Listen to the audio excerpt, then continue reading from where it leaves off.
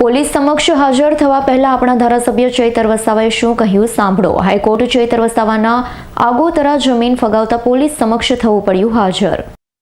જય આદિવાસી જય જોહાર। આજે અમે જે અમારા પર ખોટી ફરિયાદ થઈ છે એ બાબતને લઈને આજે અમે પોલીસ સમક્ષ હાજર થવા માટે જઈ રહેલા છે। ત્યારે સૌપ્રથમ 1 મહિના સુધી જે સુખ દુઃખના પ્રસંગોમાં આપ સૌને ત્યાં હું હાજર નથી રહી શક્યો અને આપની સેવાકીય પ્રવૃત્તિ નથી કરી શક્યો એ બદલ આપ સૌની માફી ચાહું છું। 2022ની જે વિધાનસભાની ચૂંટણી હતી એમાં અહીં 4 રાજકીય પક્ષના ઉમેદવારો હતા।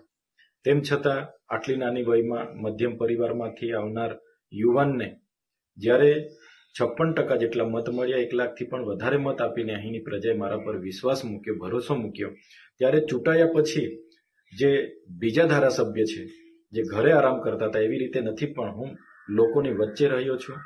લોકોની જ્યાં પણ તકલીફ હતી ત્યાં ન્યાય આપવાનો મેં પ્રયત્ન કર્યો છે। દવાખાનામાં પૂરતા ડોક્ટરો, સાધનોની બાબત હોય, શિક્ષણમાં પૂરતા માસ્તરોની ભરતીની બાબત હોય, પૂરતી બસ સુવિધા, વીજળીની વાત હોય, રોડ રસ્તાની વાત હોય, સિંચાઈના પાણીની વાત હોય, પીવાના પાણી નળ સે જલની વાત હોય, આ વિસ્તારોમાં થતા ભ્રષ્ટાચારોની વાત હોય, પ્રાઇઝના વહીવટદારમાં ચાલતા કૌભાંડોને ઉજાગર કરવાની વાત હોય, એસટી વિદ્યાર્થીઓને ઉચ્ચ અભ્યાસ માટે ફ્રી સિપ કાર્ડ આપવાની બાબત હોય, શિષ્યવૃત્તિ જે 2022ની નથી મળી એ 2,67,000 વિદ્યાર્થીઓને સ્કોલરશીપ અપાવવાની બાબત હોય, ની સાથે સાથે જે આ વિસ્તારોની જે આદિવાસીની અસ્મિતા જે જગાડવાની વાત છે, આદિવાસીઓને જાગૃત કરવાની વાત છે, એ બાબતે પણ અમે આ બોલ્યા છે। સાથે મણિપુરી હિંસાની બાબત, યુસીસી મુદ્દે હોય, નકલી કચેરી કૌભાંડો બાબતે હોય, જે માનવ સર્જિત પૂર નર્મદા નદીમાં જ્યારે પાણી છોડવામાં આવ્યું ત્યારે પણ અમે લોકોની વચ્ચે રહીને લોકોની સાથે ઊભા હતા।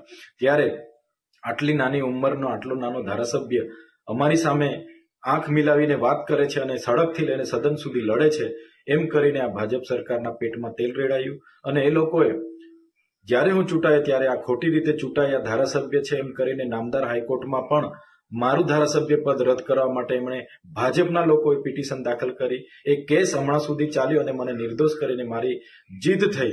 ત્યારે આ લોકો કઈ રીતના અમને ફસાવીએ એ ષડયંત્રના ભાગરૂપે આ ખોટા કેસો કરવામાં આવ્યા અને આજે મને અને મારા પરિવારને હેરાન કરવામાં આવે છે।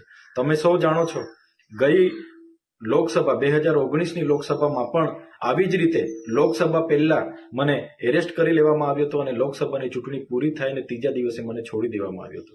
તો આવી જ રીતના આ વખતે પણ મને ગૌદી રાખવાનો આ કાવતરા સામે અમે લડવાના છે અને લડતા રહીશું। મારો પરિવાર કોઈ પણ એમને લોભ લાલચ આપવા માટે પણ આવ્યા છે, ઘણી દાબ દબાણ કરવા માટે પણ આવ્યા, પણ ક્યારેય અમે એમના લોભ લાલચ કે ક્યારેય એમના દાબ દબાણમાં અમે ડરવાના નથી। અમે અહીંની પ્રજા માટે છેલ્લે સુધી લડવા તૈયાર છે। સાથે સાથે આ દરમિયાન જે મને સાથ અને સહકાર મળ્યો છે, પ્રજાનો પ્રેમ મળ્યો છે, એમનો ખૂબ ખૂબ આભાર માનું છું। આ સામાજિક આગેવાનો, રાજકીય આગેવાનો, જે પણ પક્ષના અમને સાથ અને સહકાર આપ્યો છે, સૌનો હું આભાર માનું છું। આવનાર દિવસોમાં સૌ સાથે મળીને અહીંના લોકોની સેવાકીય પ્રવૃત્તિ કરીશું। સાથે સાથે આઉટસોર્સિંગ બાબત હોય કે જ્ઞાન સહાયક રદ કરવા બાબતે પણ ખૂબ મોટું આંદોલન આવનાર દિવસમાં કરીશું।